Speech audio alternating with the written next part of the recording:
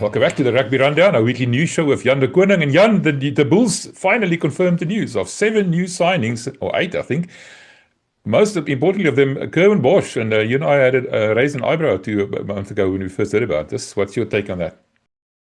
Well, the fact that we knew that it was most likely going to happen, so I can't say I'm surprised.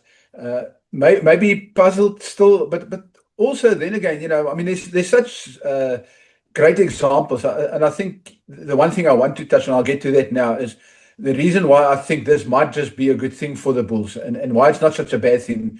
You mentioned that he, Bath wanted him, so that already tells you that it's not just the Bulls that saw something in him. And we know his problems he had at the Sharks. He dropped down in a pecking order, and he didn't feel comfortable at fullback, and now suddenly he comes back and he's a fullback come fly off. But I think the example I want to use is Percy Montgomery. Percy Montgomery was just as vilified when he was in South Africa, and he was already a Springbok, but the people, he was one of those players that people love to hate. And then Percy went away, played for Newport, and he came back a far more mature player, and he became South Africa's biggest point scorer of all time. So he came back a different player, and sometimes these players has got obvious talent. I mean, we know they've got talent. They're just not living up to their promise, or the early promise.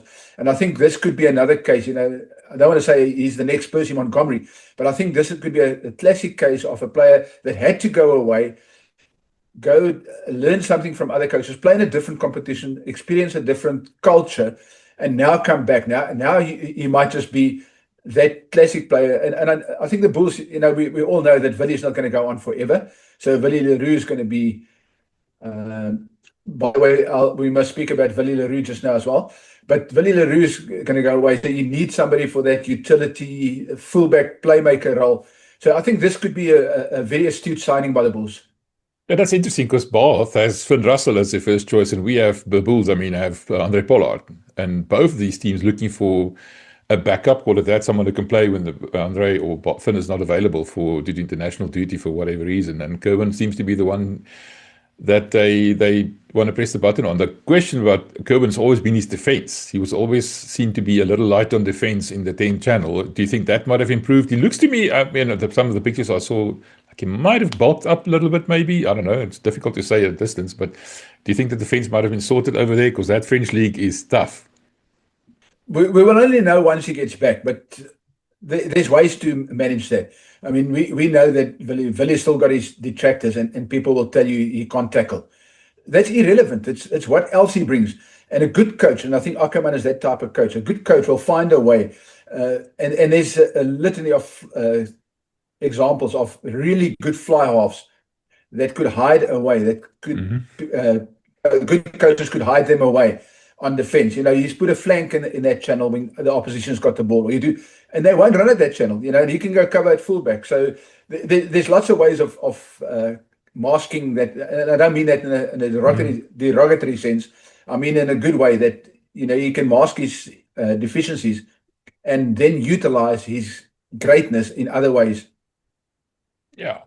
Now, the question you just mentioned, that he wasn't happy playing 15. The Bulls have a problem at 15. David Kriel's left. Willie le Roux, like you said, is coming to the end of his career.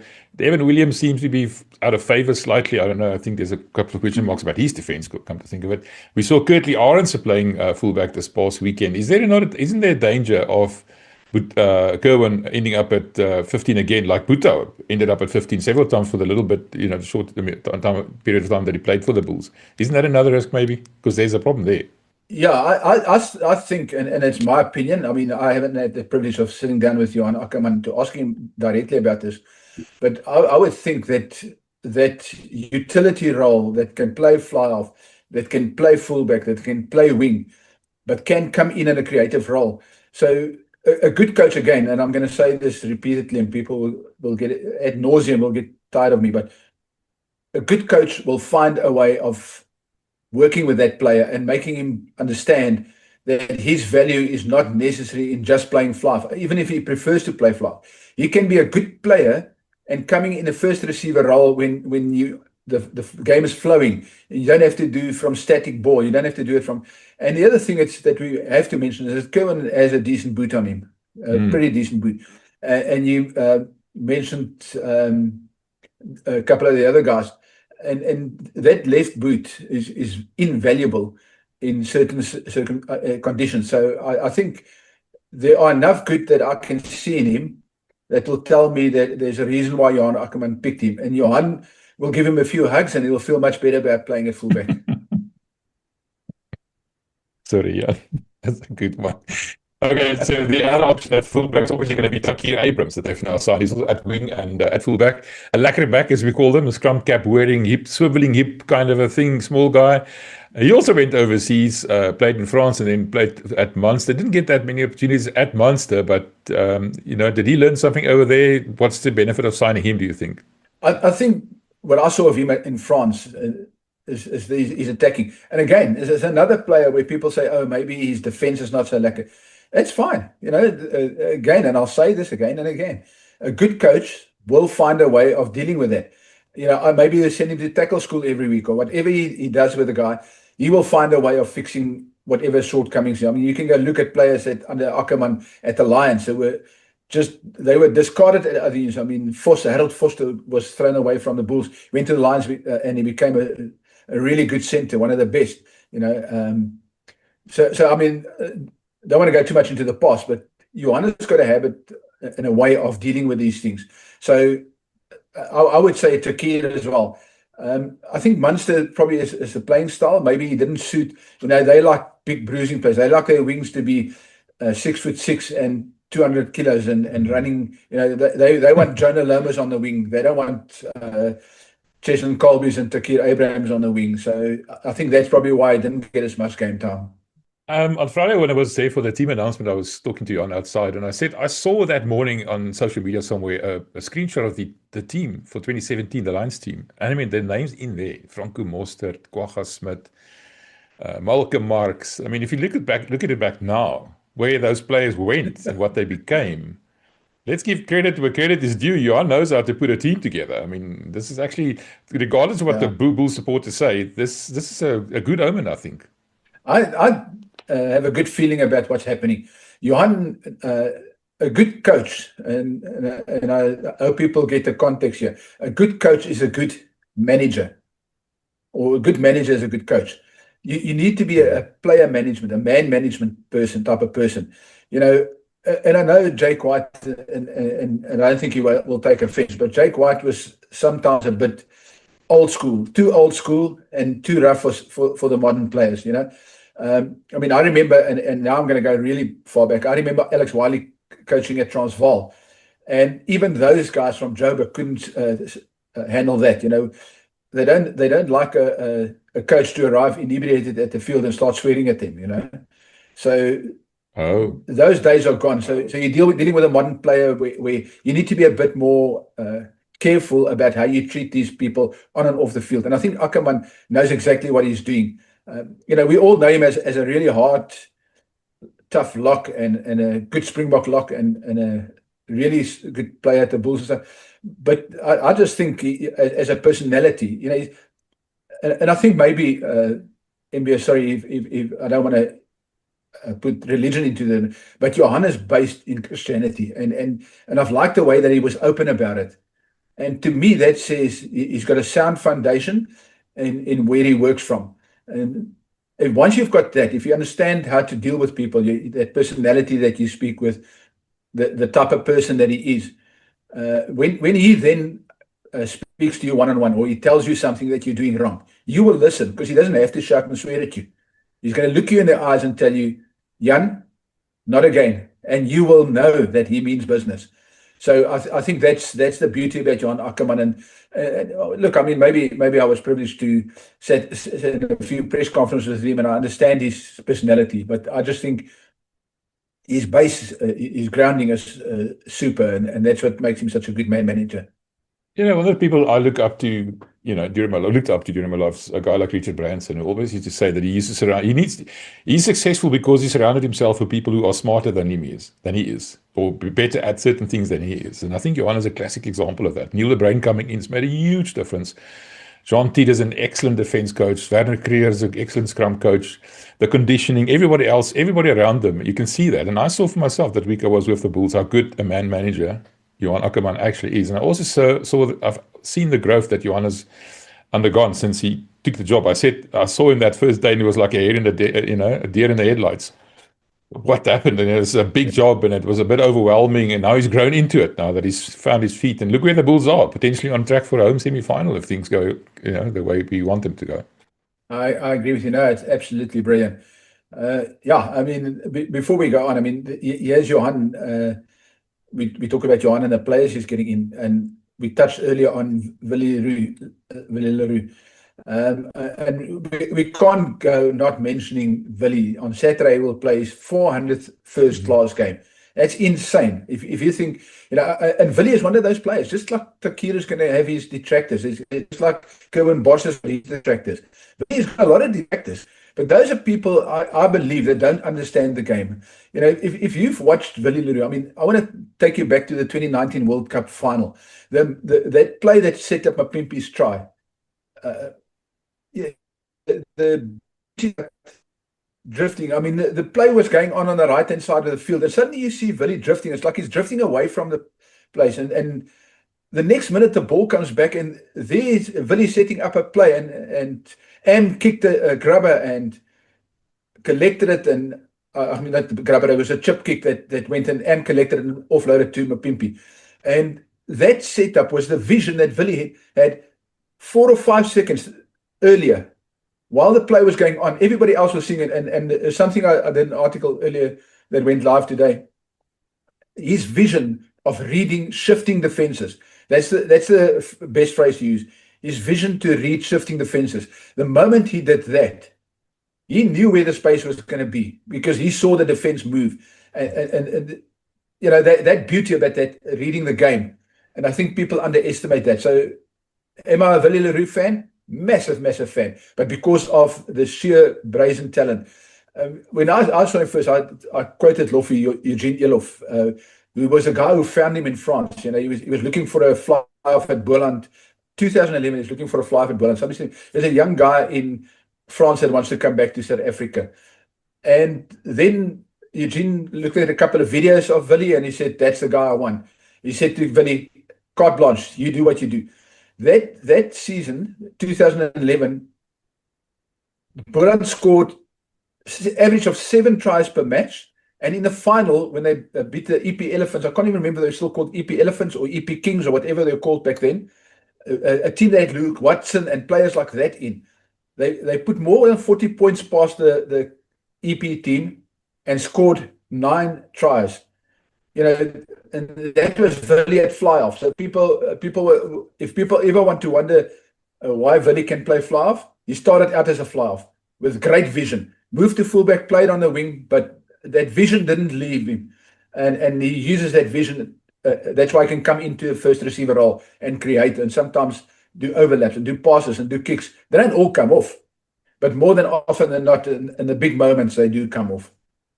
On that subject tonight, Paul Roos is honouring Willie Leroux. We're also talking to Edgar Hafman later today, and he's going to attend that. So I'm aware of it. So well done, Willie. I mean, what an exceptional player. Like you said, 400 matches is insane. I mean, we thought Deon Fourie played a lot of matches. Willie Leroux is even better. So even more. So yeah, that's what it is. So I'm going to put the link to your article on Rugby 365 down in the description if people want to go read it. So it's a very good article. Thank you. Let's get back to the Bulls signings. They seem to have raided the Sharks a little bit. Quite a few of the Sharks players coming across. The most important one of those is a prop to replace Wilco Louw. I don't really know much about him. What do you know? Let me just find his name again because I cannot remember it ever. Mawande Ndanda. Probably I'll remember it in the future quite a bit more because I'm sure that they signed him with a reason. What do you know about him? As much as you do. I actually saw his name and I had to go research where he. So it's one of those players. And I want to go back to what I said much earlier about Johan Ackermann. Here's a player who nobody knows much about. He's on the fringes, and Johan Ackermann says he's not getting enough game time. I like what that player has got. And we must remember he turned a number of props into Springboks at the Lions. He sees things in players that other people don't see. And he can bring the best out of them. So if Johan Ackerman likes that player, I think that's a good player. I think for me, the player that I know a bit more about, but also very interesting, is Gillemere. That's also a very interesting signing, because now suddenly you got another playmaker in the mix. That's why I think that going forward, when Andre Pollard's not available and Villiers decided to move on, and finally, when he's played 500 games somewhere, I don't know, maybe he comes back to Boland and finishes his career at Boland. But that's a joke. So once that happens, you've got really good players like Bosch and Gillemere that can fill that gap, domestic level or URC level, especially those early season games when you need some really good creative players. And when you play in Pretoria on a December on a Saturday afternoon at 3 o'clock and it's 35 degrees, you need a player like that understands it and that can run and mesmerize the opposition. So I think it's some very astute signings. Some teams, and I think, and I don't mean to disparage the Sharks here, but when they took over, when the new owners, American owners, took over, they went for high profile. They've now admitted that maybe that approach was not the best approach. Sometimes those high profile players don't work for you because they're just never available. Yeah. And when they're available, they're injured. So like you look at Evan Etzebeth, what a wonderful player, what a great ambassador for the game and for South African rugby and Springbok rugby. The most capped Springbok of all time. Double World Cup winner. I mean, you can say everything you like. One thing is, when he was at the Stormers, he played more for the Springboks than he played for the Stormers. Now at the Sharks, he's playing more for the Springboks than he's playing at the Stormers. At the Sharks. And that's because he gives so much for the Springboks and for South Africa, for his country, that he carries some of that bruising and battered body into his domestic. And then that's when he doesn't get enough time, because now he's playing 12 months a year. And even though they say he's supposed to have this 6 weeks or 8 weeks in February and March is not enough, because he first of all, he's got to rest for 3 weeks, proper rest before, and then he can start with the gym work. So by the time he gets back, he still hasn't built up all the recovery. So, and that's a problem with a lot of Springboks. So to get back to Johan Ackerman, that's why it's an astute signings, because these are players that play for him and he can build him up during the times when his Springboks are not available. Yeah, that's an important point. They are Springbok quality, almost not quite there, maybe not there yet, or they have been there, like Andre Liebenberg, but they will be available. That's the most important thing. And they will stay available. You don't have to, like we said last year, Johan joined in what was it, June, and he only met his Springboks for the first time somewhere in November, I think, if I remember correctly. I mean, that's ridiculous. December. It was December when he had his after the Springboks. November. I remember asking. Yeah. It's ridiculous. I remember asking the question at the press conference, what is it like finally having all your Springboks here? I remember that was the first, ironically, the first day that they were arrived at Loftus, and he said, I finally could say hello to them and shake their hands, Yeah. That's the sad reality of it. So that puts it into context, So, I mean, another classic example is Marcel Coetzee, he was there already when Johan arrived, but you talk about Arno, I mean, that Arno is going to be available for you. André, sorry. Andrew. I'm talking about. Apologies. So André, is going to be available in all those games. So you've got all that experience around those young guys. And Marcel, maybe things didn't always work out in the beginning, in the early stages, but eventually they settled down. And now that Johannes had these players and he's learned a bit more about Marcel, now they're a good combination, and that's what you do. I mean, I know that I was critical of Johan when why he didn't, why he picked Marcel as his captain. When you already had a club captain, we spoke about it, and the reality was the same. Another classic example was we had 1995 Tiaan Strauss. We had Tiaan Strauss, who was probably the best number 8 in the country. And we had Francois Pienaar, who was going to be the Springbok captain. And Keith Christie admitted, he said, I had to choose between my captain or Tiaan, there would be a conflict in the team if I picked Tiaan. That doesn't make Tiaan a bad person. It doesn't make Keith selected who he thought was going to be the best for the team, or what was going to be the best for the team. And that's what he selected, and that's what served him well. I mean, we won the World Cup. You can argue all you like about Tiaan Strauss, and I do believe he was the best number 8 at the time. But unfortunately, Kitch felt that wasn't going to suit the team. He needed a Francois Pienaar to win the World Cup, and that's what he got. Yeah, and 4 years later, Tiaan Strauss won the World Cup with Australia with the worst Australian accent ever. So, anyway, that's a story for another day. Interestingly enough, what I really like about Andre Liebenberg is he took absolutely no nonsense from our little friend Henry Pollock this weekend, and that little white fringe of his, I really enjoyed that little interaction. Thank you, Andrew. We all wanted to do that. Even Dwayne Vermeulen wanted to make a comeback to rugby just to go sort this little guy out. What did you see there? Yeah, because he is a bit. Look, I mean, I've seen that, and let's talk about Pollard. The chap's obviously got very good talent. He's got enormous talent, but he's believing his own hype at the moment. You know, people like the fact that he was celebrating, and yes, I know it's a new era. People like, you know, the soccer celebrations, and you know, the pressure and whatever gestures you want to show. So maybe I'm old school, you know, and I'm never going to change. You know, I just don't like that sort of wild celebrations. I remember and I don't want to go off the topic. I'll come back to Pollard now. When the Stormers has played, I think they played the Bulls at Newlands. They were still at Newlands, and one of the centers intercepted the ball and ran through and scored. And the next minute he did some really fancy, I think it's the Macarena or some dance behind the poles, you know, some really fancy dance. And everybody jumped and celebrated. And it was a great try. And Dobson said afterwards, when I saw the dance, I knew we were going to lose this game, because you could see the attitude of the players. Now, coming back to Pollard, he's clearly a very talented player, and he's got a personality. And you want personalities. You don't want robots in the game. You want personalities.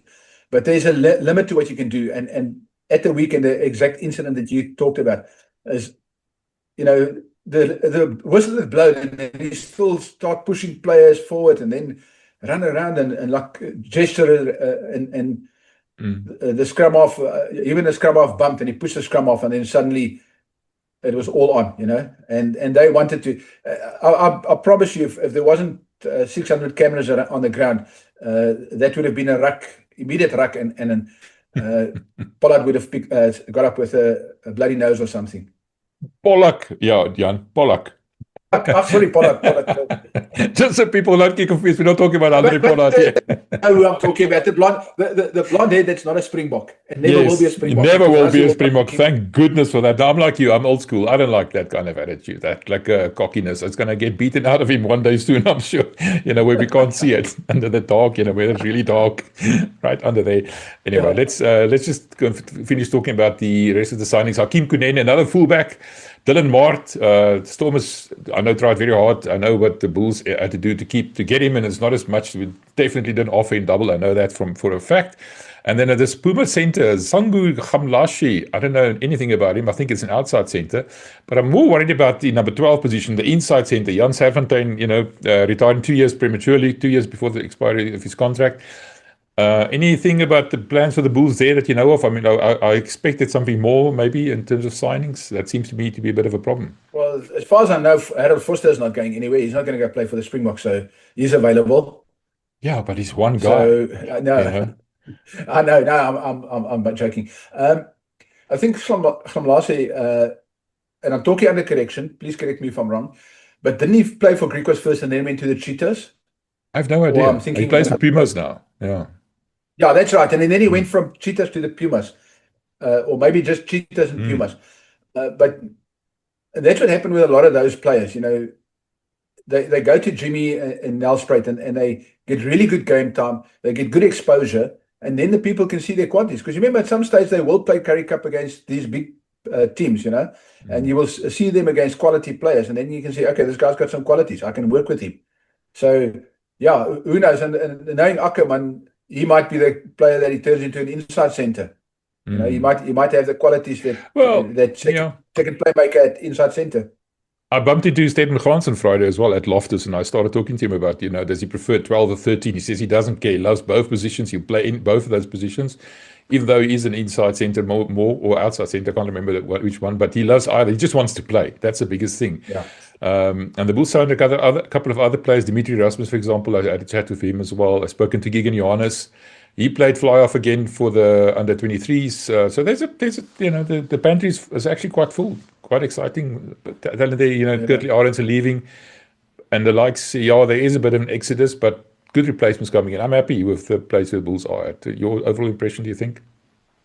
Yeah, no, I think it's good signings. I think it's a good indication as to where they're heading. There's enough young talent coming through. They're signing enough young players and some senior players. And that's always that balance of getting one or two senior players that can guide these youngsters, that's got experience of having played overseas. That's where Kerwin Bosch could be really valuable. He could be the Willie Leroux mentor type role. He can really give these young players some advice that will help them down the line. So, I mean, I remember, and just to get to your point about the under 23s, I know that I did an article about whether the Lions are maybe doing Pete a disservice and opening the door for somebody to, because I know that the Stormers are interested in him, and I know that the Sharks are interested in him. But he's still got another contract, a year on his contract. But if he's not playing for the URC team, he might get frustrated. And when a good offer comes, he might say, listen, I don't want to be here anymore. And, you can only hold a player onto a player for so long. If you eventually going to lose him, you might as well let him go. So, yeah, I know that the Lions took him on tour, but he still hasn't seen any game time. So he's still sitting in the stands with he hasn't even got a tracksuit on. He's sitting with a blazer in the stand.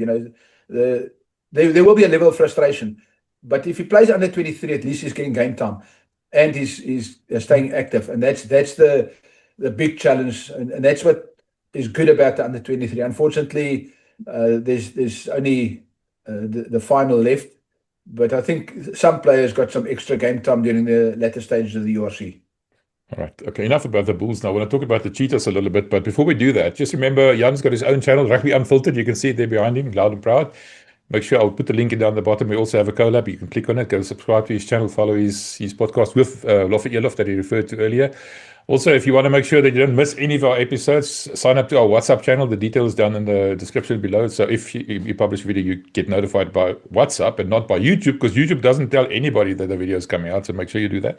And while you're at it, please subscribe to both our channels. So thank you, Jan, for doing this with us. We appreciate it. The Cheetahs managed to pull this one out of the fire.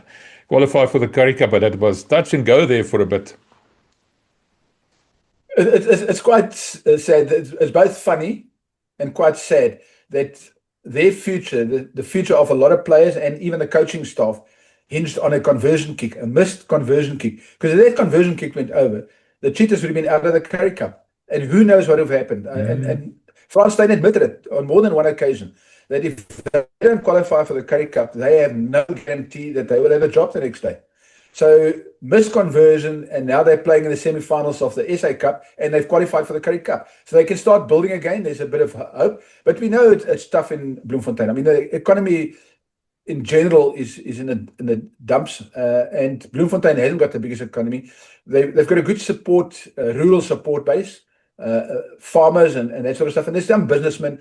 Somebody asked me the other day if I still know whether the Trotskys are, Boet Trotsky and his, whether they still support the Cheetahs, and I don't think they're alive anymore. No, they're not. So, yeah, it's not to make you laugh about, but that's been a while. Yeah. Yeah, so people want to know where are they, why they, and that's the reality. Is those kind of supporters that made sure that the benefactors is a better name. The benefactors that made sure the Cheetahs had money in the bank, they're no longer there. So that's why recently they had to go and reach into or beg from the, it's almost like having those cardboards at the robots, go stand at the robot with a cardboard. I need to support my kids. I've got a wife and 4 kids, or 10 wives and 100 kids, or whatever. Please, I need some money. And that's what they did. They got 10 separate companies that bailed them out. So hopefully now they can get body support. They've got, and hopefully I don't know if the URC thing is going to materialize, because we also got that a Black Lion from Georgia that's put their hands up for a possible URC place, and we know there's a English club, a team that's interested in joining the URC, although that might be a stretch too far. I'm not sure if it's wise to take a second division English club into the URC. Yeah. We might go the way of we had the Sunwolves in Japan. Everybody has to trip out there to Japan every now and then to go play a game, and it's, it just becomes too cumbersome. So, but yeah, hopefully the Cheetahs get a look in either Super Rugby or URC, and they finally get to build a proper future. And I know that I won't be popular at SA Rugby, but they really treated the Cheetahs like the stepchild, the bad stepchild, and Cheetahs got done on more, because the Cheetahs were the ones that started opening their door by going to play in the Pro 14. They did a lot of work there, and then SA Rugby stepped in and sorted everything out, and now we're in the URC, and it's in the European competition. So I just felt, or still feel, that maybe we owe the Cheetahs a big debt of gratitude, and definitely some assistance to make sure they don't disappear, because they were on the brink, or they are on the brink of disappearing if they don't improve, and they keep losing players because they just don't have the money. There's no finances in Bloemfontein that can compete. Even, I mean, when Kimberley and Nelspruit has bigger budgets than Bloemfontein, then there's a problem. Yeah, I know. I hear you. Okay.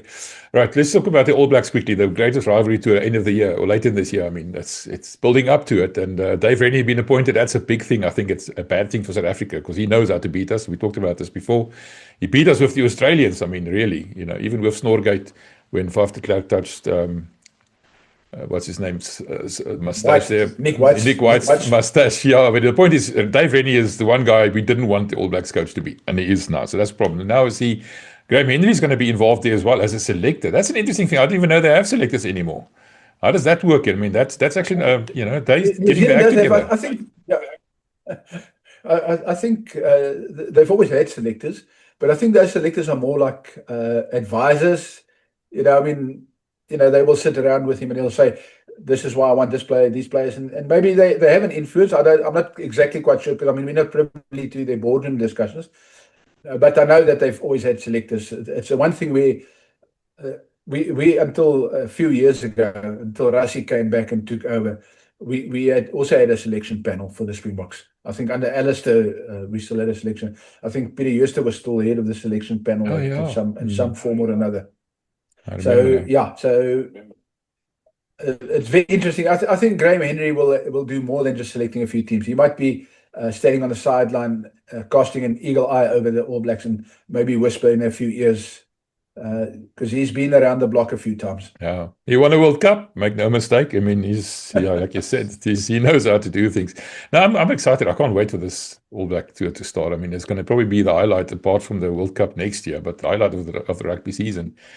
And it's going to be every 4 years. Can't wait for that. So yeah. Anyway, Jan, we've talked about the Bulls mostly, but we've run out of time. So thank you for making time for me. Appreciate it as always. And we had a bit of a couple of things happening in our lives that put a pay to some episodes in the recent past. But all sorted out now, all settled in, and back to normal. Absolutely, yeah. And it's always a pleasure, Mbia. I love chatting rugby, and yeah, let's keep going and let's keep growing.